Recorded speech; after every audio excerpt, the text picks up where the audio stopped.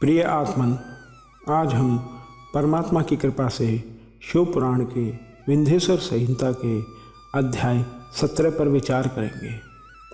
इस अध्याय में भगवान शिव के षडलिंग स्वरूप प्रणव का महात्म्य, उसके सूक्ष्म रूप ओंकार और स्थूल रूप पंचाक्षर मंत्र का विवेचन, उसके जप की विधि एवं महिमा, कार्य क्षेत्र के लोकों से लेकर कारुण रुद्र के लोकों तक का विवेचन करके कालातीत पंचावरण विशिष्ट शिवलोक के अनिर्वचनीय वैभव का निरूपण तथा शिव भक्तों के सत्कार की महत्ता पर विचार है।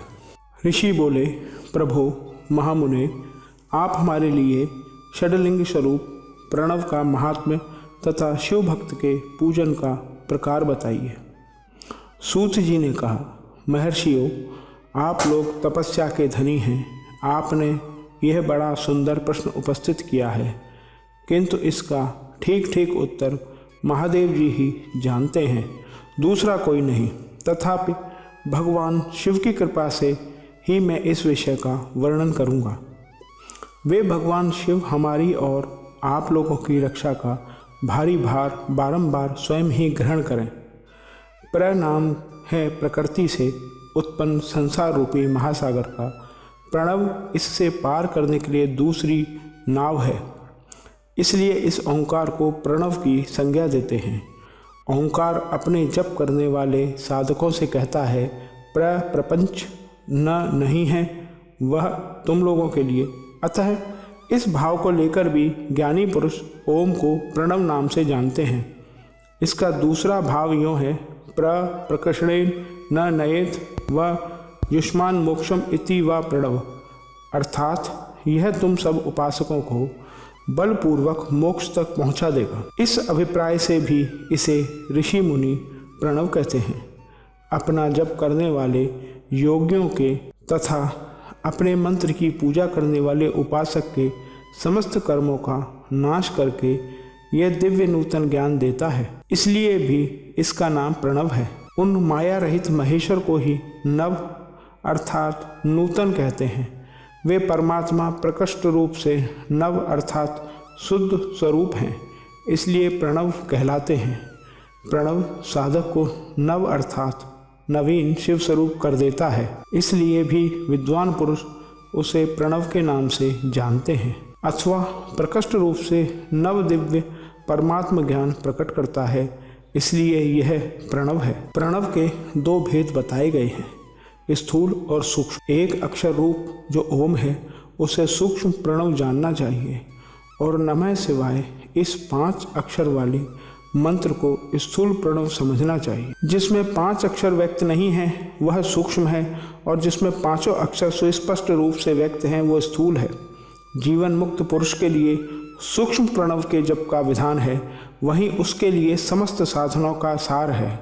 यद्यपि जीवन मुक्त के लिए किसी साधन की आवश्यकता नहीं है, क्योंकि वो सिद्ध रूप है, तथापि दूसरों की दृष्टि में जब तक उसका शरीर रहता है तब तक उसके द्वारा प्रणव जप की सहज साधना स्वतः होती रहती है। वह अपनी देह का विलय होने तक सूक्ष्म प्रणव का मंत्र जप और उसके अर्थभूत परमात्म तत्व का अनुसंधान करता रहता है। जब शरीर नष्ट हो जाता है तब वह पूर्ण ब्रह्म स्वरूप शिव को प्राप्त कर लेता है। यह सुनिश्चित बात है। जो अर्थ का अनुसंधान न करके केवल मंत्र का जप करता है उसे निश्चय ही योग की प्राप्ति होती है। जिसने 36 करोड़ मंत्र का जप कर लिया हो उसे अवश्य ही योग प्राप्त हो जाता है। सूक्ष्म प्रणव के भी हर्ष और दीर्घ के भेद से 2 रूप जानने चाहिए, अकार, उकार, मकार, बिंदु, नाद, शब्द, काल और कला। इनसे युक्त जो प्रणव है उसे दीर्घ प्रणव कहते हैं। वह योगियों के ही हृदय में स्थित होता है। मकार पर्यंत जो ओम है वह अ, ओम, म इन 3 तत्वों से युक्त है। इसी को ह्रस्व प्रणव कहते हैं। अ शिव है, ओम शक्ति है और मकार इन दोनों की एकता है। वह त्रितत्व रूप है, ऐसा समझकर ह्रस्व प्रणव का जप करना चाहिए। जो अपने समस्त पापों का क्षय करना चाहते हैं उनके लिए इस ह्रस्व प्रणव का जप अत्यंत आवश्यक है। पृथ्वी, जल, तेज, वायु और आकाश, ये 5 भूत तथा शब्द, स्पर्श आदि इनके 5 विषय, ये सब मिलकर 10 वस्तुएं मनुष्यों की कामना के विषय हैं। इनकी आशा मन में लेकर जो कर्मों के अनुष्ठान में संलग्न होते हैं वे 10 प्रकार के पुरुष प्रवृत्त कहलाते हैं तथा जो निष्काम भाव से शास्त्र विहित कर्मों का अनुष्ठान करते हैं वे निवृत्त कहे गए हैं। प्रवृत्त पुरुषों को ह्रस्व प्रणव का ही जप करना चाहिए और निवृत्त पुरुषों को दीर्घ प्रणव का विहायतियों तथा अन्य मंत्रों के आदि में इच्छा अनुसार शब्द और कला से युक्त प्रणव का उच्चारण करना चाहिए।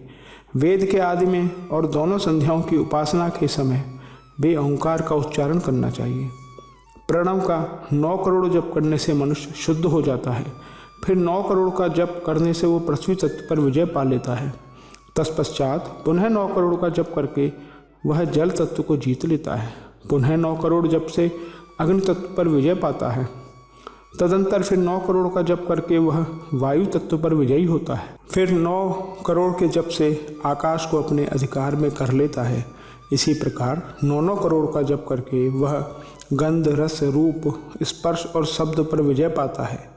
इसके बाद फिर 9 करोड़ का जप करके अहंकार को भी जीत लेता है। इस तरह 108 करोड़ प्रणव का जप करके उत्कृष्ट बोधकों को प्राप्त हुआ पुरुष शुद्ध योग का लाभ करता है। शुद्ध योग से युक्त होने पर वह जीवन मुक्त हो जाता है, इसमें संशय नहीं है। सदा प्रणव का जप और प्रणव रूपी शिव का ध्यान करते करते समाधि में स्थित हुआ महायोगी पुरुष साक्षात शिव ही है, इसमें संशय नहीं है। पहले अपने शरीर में प्रणव के ऋषि, छंद और देवता आदि का न्यास करके फिर जप आरंभ करना चाहिए। अकार आदि मात्र का वर्णों से युक्त प्रणव का अपने अंगों में न्यास करके मनुष्य ऋषि हो जाता है। मंत्रों के 10 विध संस्कार मात्र का न्यास तथा षड् शोधन आदि के साथ संपूर्ण न्यास फल उसे प्राप्त हो जाता है। प्रवृत्ति तथा प्रवृत्ति निवृत्ति से मिश्रित भाव वाले पुरुषों के लिए स्थूल प्रणव का जप ही अभिष्ट साधक होता है। क्रिया, तप और जप के योग से शिव योगी 3 प्रकार के होते हैं, जो क्रिया योगी, तपो योगी और जप योगी कहलाते हैं। जो धन आदि वैभवों से पूजा सामग्री का संचय करके हाथ आदि अंगों से नमस्कार आदि क्रिया करते हुए इष्ट देव की पूजा में लगा रहता है, वो क्रिया योगी कहलाता है। पूजा में संलग्न रहकर जो परिमित भोजन करता, बाह्य इंद्रियों को जीतकर वश में किए रहता और मन को भी वश में करके परद्रोह आदि से दूर रहता है, वह तपोयोगी कहलाता है। इन सभी सद्गुणों से युक्त होकर जो सदा शुद्ध भाव से रहता तथा समस्त काम आदि दोषों से रहित हो शांत चित्त से निरंतर जप किया करता है, उसे महात्मा पुरुष जपयोगी मानते हैं। जो मनुष्य 16 प्रकार के उपचारों से शिव योगी महात्माओं की पूजा करता है, वह शुद्ध होकर सालोक्य आदि के क्रम से उत्तरोत्तर उत्कृष्ट मुक्ति को प्राप्त कर लेता है। दुजो, अब मैं जप योग का वर्णन करता हूँ, तुम सब लोग ध्यान देकर सुनो। तपस्या करने वाले के लिए जप का उपदेश किया गया है, क्योंकि वह जप करते करते अपने आप को सर्वथा शुद्ध निष्पाप कर लेता है। ब्राह्मणों, पहले नमः पद हो, उसके बाद चतुर्थी विभक्ति में शिव शब्द हो तो पंचतत्वात्मक नमः शिवाय मंत्र होता है। इसे शिव पंचाक्षर कहते हैं। यह स्थूल प्रणव रूप है। इस पंचाक्षर के जप से ही मनुष्य संपूर्ण सिद्धियों को प्राप्त कर लेता है। पंचाक्षर मंत्र के आदि में ओंकार लगाकर ही सदा उसका जप करना चाहिए। दुजो, गुरु के मुख से पंचाक्षर मंत्र का उपदेश पाकर जहाँ सुखपूर्वक निवास किया जा सके, ऐसी उत्तम भूमि पर महीने के पूर्व पक्ष में आरंभ करके कृष्ण पक्ष की चतुर्दशी तक निरंतर जप करता रहे। माघ और भादों के महीने अपना विशिष्ट महत्व रखते हैं। यह समय सब समयों से उत्तम माना गया है। साधक को चाहिए कि वो प्रतिदिन एक बार परिमित भोजन करे, मौन रहे, इंद्रियों को वश में रखे, अपने स्वामी एवं माता पिता की नित्य सेवा करे। इस नियम से रहकर जप करने वाला पुरुष 1 सहस्त्र जप से ही शुद्ध हो जाता है, अन्यथा वह ऋणी होता है। भगवान शिव का निरंतर चिंतन करते हुए पंचाक्षर मंत्र का 5 लाख जप करे। जप काल में इस प्रकार ध्यान करे, कल्याणदाता भगवान शिव कमल के आसन पर विराजमान हैं। उनका मस्तक श्री गंगा जी तथा चंद्रमा की कला से सुशोभित है। उनकी बाईं जांघ पर आदिशक्ति भगवती उमा बैठी हैं। वहाँ खड़े हुए बड़े बड़े गण भगवान शिव की शोभा बढ़ा रहे हैं।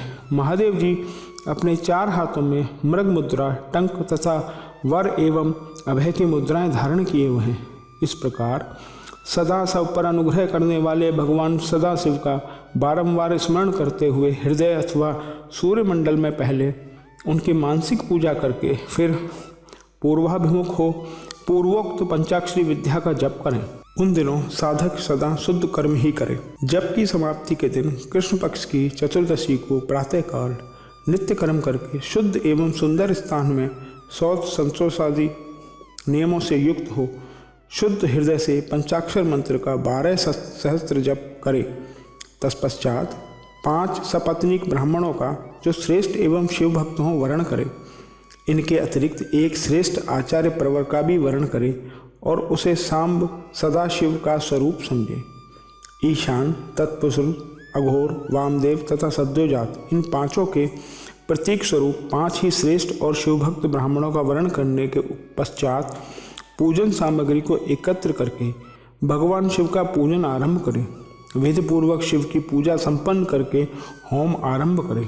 अपने गुह्य सूत्र के अनुसार सुखांत कर्म करके अर्थात परिसमूहन, उपलेपन, उल्लेखन, मृद उद्धरण और अभ्युक्षण इन पंचभू संस्कारों के पश्चात वेदी पर शुभाभिमुख अग्नि को स्थापित करके कुशकंडिका के अनंतर प्रज्वलित अग्नि में आज्य भागांत आहुति देकर प्रस्तुत होम का कार्य आरंभ करें। कपिला गाय के घी से 11, 101 अथवा 1001 आहुतियाँ स्वयं ही दे अथवा विद्वान पुरुष शिवभक्त ब्राह्मणों से 108 आहुतियाँ दिलाए। होम कर्म समाप्त होने पर गुरु को दक्षिणा के रूप में एक गाय और बैल देने चाहिए। ईशान आदि के प्रतीक स्वरूप जिन 5 ब्राह्मणों का वर्ण किया हो उनको ईशान आदि का स्वरूप ही समझें तथा आचार्य को सांब सदाशिव का स्वरूप माने। इसी भावना के साथ उन सबके चरण धोएं और उनके चरणों से अपने मस्तक को सींचे। ऐसा करने से वह साधक अगणित तीर्थों में तत्काल स्नान करने का फल प्राप्त कर लेता है। उन ब्राह्मणों को भक्तिपूर्वक दशांश अन्न देना चाहिए। गुरुपत्नी को पराशक्ति मानकर उनका भी पूजन करें। ईशान आदि क्रम से उन सभी ब्राह्मणों का उत्तम अन्न से पूजन करके अपने वैभव विस्तार के अनुसार रुद्राक्ष, वस्त्र, बड़ा और पुआ आदि अर्पित करें। तदंतर दिक्पाल आदि को बलि देकर ब्राह्मणों को भरपूर भोजन कराए।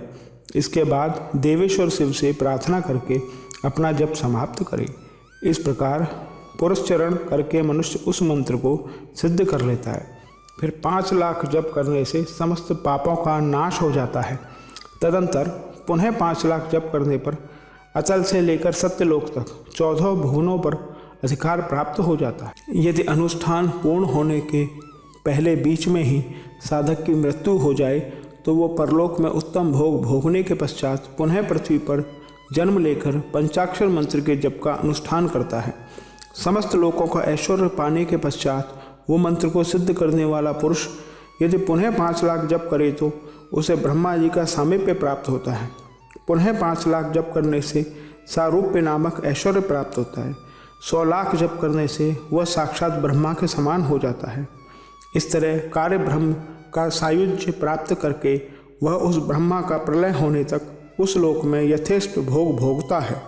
फिर दूसरे कल्प का आरंभ होने पर वह ब्रह्मा जी का पुत्र होता है। उस समय फिर तपस्या करके दिव्य तेज से प्रकाशित हो वह मुक्त हो जाता है। पृथ्वी आदि कार्य स्वरूप भूतों द्वारा पाताल से लेकर सत्यलोक पर्यंत ब्रह्मा जी के 14 लोक निर्मित हुए हैं। सत्यलोक से ऊपर क्षमा लोक तक जो 14 भुवन हैं वे भगवान विष्णु के लोक हैं। क्षमा लोक से ऊपर शुचिलोक पर्यंत 28 भुवन स्थित हैं। शुचिलोक के अंतर्गत कैलाश में प्राणियों का संहार करने वाले रुद्रदेव विराजमान हैं। शुचिलोक से ऊपर अहिंसा लोक पर्यंत 56 भुवनों की स्थिति है। अहिंसा लोक का आश्रय लेकर जो ज्ञान कैलाश नामक नगर शोभा पाता है उसमें कार्यभूत महेश्वर सबको अदृश्य करके रहते हैं। अहिंसा लोक के अंत में काल चक्र की स्थिति है। यहाँ तक महेश्वर के विराट स्वरूप का वर्णन किया गया। वहीं तक लोगों का तिरोधान अथवा लय होता है। उससे नीचे कर्मों का भोग है और उससे ऊपर ज्ञान का भोग। उसके नीचे कर्म माया है और उसके ऊपर ज्ञान माया। अब मैं कर्म माया और ज्ञान माया का तात्पर्य बता रहा हूँ। माँ का अर्थ है लक्ष्मी। उससे कर्म भोग यात प्राप्त होता है, इसलिए वह माया अथवा कर्म माया कहलाती है। इसी तरह माँ अर्थात लक्ष्मी से ज्ञान भोग यात अर्थात प्राप्त होता है, इसलिए उसे माया या ज्ञान माया कहा गया है। उपर्युक्त सीमा से नीचे नश्वर भोग है और ऊपर नित्य भोग। उससे नीचे ही तिरोधान अथवा लय है, ऊपर नहीं। वहाँ से नीचे ही कर्म में पाशों द्वारा बंधन होता है, ऊपर बंधन का सदा अभाव है। उससे नीचे ही जीव सकाम कर्मों का अनुसरण करते हुए विभिन्न लोकों और योनियों में चक्कर काटते हैं। उससे ऊपर के लोकों में निष्काम कर्म का ही भोग बताया गया है। बिंदु पूजा में तत्पर रहने वाले उपासक वहाँ से नीचे के लोकों में ही घूमते हैं। उसके ऊपर तो निष्काम भाव से शिवलिंग की पूजा करने वाले उपासक ही जाते हैं। जो एकमात्र शिव की ही उपासना में तत्पर है वे उससे ऊपर के लोकों में जाते हैं। वहाँ से नीचे जीव कोटि है और ऊपर ईश्वर कोटि। नीचे संसारी जीव रहते हैं और ऊपर मुक्त पुरुष। नीचे कर्मलोक है और ऊपर ज्ञान लोक। ऊपर मद और अहंकार का नाश करने वाली नम्रता है। वहाँ जन्म जनित तिरोधान नहीं है। उसका निवारण किए बिना वहाँ किसी का प्रवेश संभव नहीं है। इस प्रकार तिरोधान का निवारण करने से वहाँ ज्ञान शब्द का अर्थ ही प्रकाशित होता है। आदि भौतिक पूजा करने वाले लोग उससे नीचे के लोकों में ही चक्कर काटते हैं। जो आध्यात्मिक उपासना करने वाले हैं वे ही उससे ऊपर को जाते हैं। जो सत्य अहिंसा आदि धर्मों से युक्त हों, भगवान शिव के पूजन में तत्पर रहते हैं, वे काल चक्र को पार कर जाते हैं। काल चक्रेश्वर की सीमा तक जो विराट महेश्वर लोक बताया गया है, उससे ऊपर वृषभ के आकार में धर्म की स्थिति है। वो ब्रह्मचर्य का मूर्तिमान रूप है। उसके सत्य, शौच, अहिंसा और दया ये 4 पाद हैं। वह साक्षात शिवलोक के द्वार पर खड़ा है। क्षमा उसके सींग है, शम कान है। वो वेद ध्वनि रूपी शब्द से विभूषित है। आस्तिकता उसके दोनों नेत्र हैं। विश्वास ही उसकी श्रेष्ठ बुद्धि एवं मन है। क्रिया आदि धर्म रूपी जो वृषभ है वे कारण आदि में स्थित है, ऐसा जानना चाहिए। उस क्रिया रूप वृषभाकार धर्म पर कालातीत शिव आरूढ़ होते हैं। ब्रह्मा, विष्णु और महेश्वर की जो अपनी अपनी आयु है उसी को दिन कहते हैं। जहाँ धर्म रूपी वृषभ की स्थिति है उससे ऊपर न दिन है न रात्रि। वहाँ जन्म मरण आदि भी नहीं है। वहाँ फिर से कारण स्वरूप ब्रह्मा के कारण सत्यलोक पर्यंत 14 लोक स्थित हैं, जो 5 भौतिक गंध आदि से परे हैं। उनकी सनातन स्थिति है। सूक्ष्म गंध ही उनका स्वरूप है। उनसे ऊपर फिर कारण रूप विष्णु के 14 लोक स्थित हैं। उनसे भी ऊपर फिर कारण रूपी रुद्र के 28 लोकों की स्थिति मानी गई है। फिर उनसे भी ऊपर कारणेश शिव के 56 लोक विद्यमान हैं। तदंतर शिव संबद्ध ब्रह्मचर्य लोक है और वही 5 आवरणों से युक्त ज्ञानमय कैलाश है, जहाँ 5 मंडलों, 5 ब्रह्म कलाओं और आदि शक्ति से संयुक्त आदिलिंग प्रतिष्ठित है। उसे परमात्मा शिव का शिवालय कहा गया है। वही पराशक्ति से युक्त परमेश्वर शिव निवास करते हैं। वे सृष्टि, पालन, संहार, तिरोभाव और अनुग्रह इन 5 कृत्यों में प्रवीण हैं। उनका श्री विग्रह सच्चिदानंद स्वरूप है। वे सदा ध्यान रूपी धर्म में ही स्थित रहते हैं और सदा सब पर अनुग्रह किया करते हैं। वे स्वरात्मा राम हैं और समधि रूपी आसन पर आसीन हो नित्य विराजमान होते हैं। कर्म एवं ध्यान आदि का अनुष्ठान करने से साधन पथ में आगे बढ़ने पर उनका दर्शन साध्य होता है। नित्य नैमित्तिक आदि कर्मों द्वारा देवताओं का यजन करने से भगवान शिव के समाराधन कर्म में मन लगता है। क्रिया आदि जो शिव संबंधी कर्म हैं उनके द्वारा शिव ज्ञान सिद्ध करें। जिन्होंने शिव तत्व का साक्षात्कार कर लिया है अथवा जिन पर शिव की कृपा दृष्टि पड़ चुकी है वे सब मुक्त हैं, इसमें संशय नहीं। आत्मस्वरूप से जो स्थिति है वही मुक्ति है। एकमात्र अपने आत्मा में रमण या आनंद का अनुभव करना ही मुक्ति का स्वरूप है। जो पुरुष क्रिया, तप, जप, ज्ञान और ध्यान रूपी धर्मों में भली भांति स्थित है वह शिव का साक्षात्कार करके सर्वात्म राम स्वरूप मोक्ष को भी प्राप्त कर लेता है। जैसे सूर्यदेव अपनी किरणों से अशुद्धि को दूर कर देते हैं, उसी प्रकार कृपा करने में कुशल भगवान शिव अपने भक्त के अज्ञान को मिटा देते हैं। अज्ञान की निवृत्ति हो जाने पर शिव ज्ञान स्वतः प्रकट हो जाता है।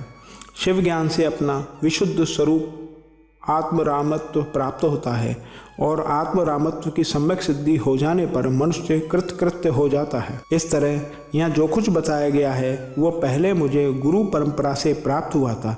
तत्पश्चात मैंने पुनः नंदीश्वर के मुख से इस विषय को सुना था। नंदी स्थान से परे जो स्वयं संवेद्य शिव वैभव है, उसका अनुभव केवल भगवान शिव को ही है। साक्षात शिवलोक के उस वैभव का ज्ञान सबको शिव की कृपा से ही हो सकता है, अन्यथा नहीं, ऐसा आस्तिक पुरुषों का कथन है।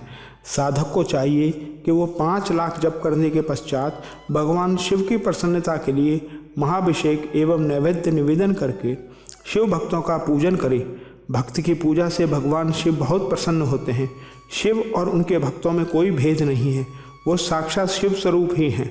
शिव स्वरूप मंत्र को धारण करके वह शिव ही हो गया रहता है। शिव भक्त का शरीर शिव स्वरूप ही है, अतः उसकी सेवा में तत्पर रहना चाहिए। जो शिव के भक्त हैं वे लोक और वेद की सारी क्रियाओं को जानते हैं। जो जितना जितना शिव मंत्र का जप कर लेता है उसके शरीर को उतना ही उतना शिव का सामीप्य प्राप्त होता जाता है, इसमें संशय नहीं। शिव भक्त स्त्री का रूप देवी पार्वती का ही स्वरूप है। वह जितना मंत्र जपती है उसे उतना ही देवी का सानिध्य प्राप्त होता जाता है।